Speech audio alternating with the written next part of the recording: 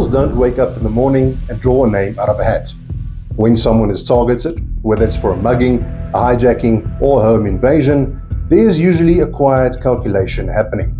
It's fast, often subconscious, but it's definitely there. In most cases, that calculation comes down to three things. What's the reward? How easy is it? And how risky will it be?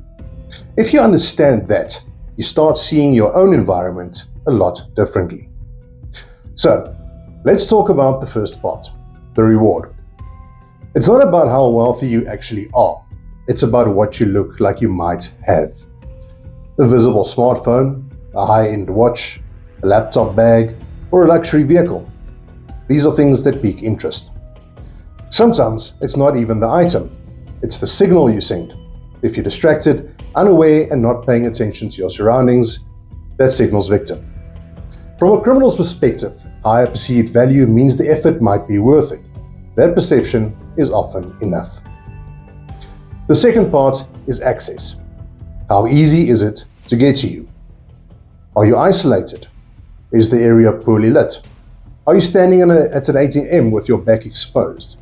Are your gates unlocked or your windows open? Routine plays a role here too. Leaving at the same time every morning, parking in the same spot, taking the same route. Predictability lowers the effort required, and criminals prefer low effort. Then there's the third factor, the one people tend to underestimate.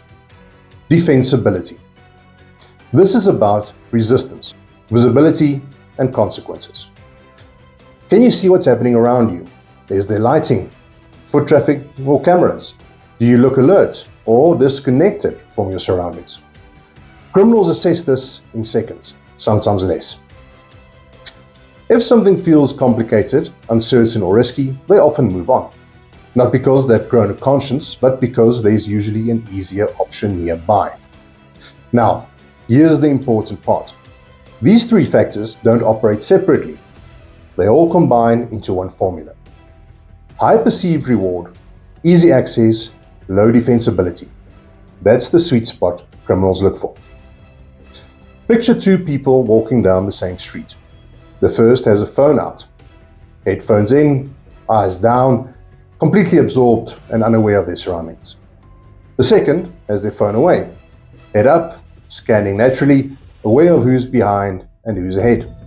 Same street, same time, same potential value, but very different defensibility. In most cases, the first person will become the victim. Let's bring this closer to home, literally. A house with visible valuables, packages left outside, curtains wide open at night, unlit entrances, unlocked side gates, no visible alarm or neighborhood watch. That combination sends a message. You don't need to turn your property into a fortress. That's not the point. The goal is simply to shift the equation. Lower the visible reward, make access less convenient, increase visible resistance. That's what you want. Simple adjustments do exactly that. Better lighting, locked gates, changing routines, collecting parcels quickly, looking alert when you arrive home, and displaying some sort of deterrent like a private security company or neighborhood watch sign. These aren't dramatic changes, but they matter. The truth is you don't have to overpower a criminal. You just have to be less appealing than the next option. Most criminals are opportunists. They look for the path of least resistance.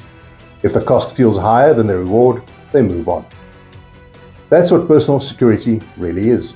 Not paranoia, not fear. Just awareness, posture, and consistent habits that quietly move you out of the easy target category.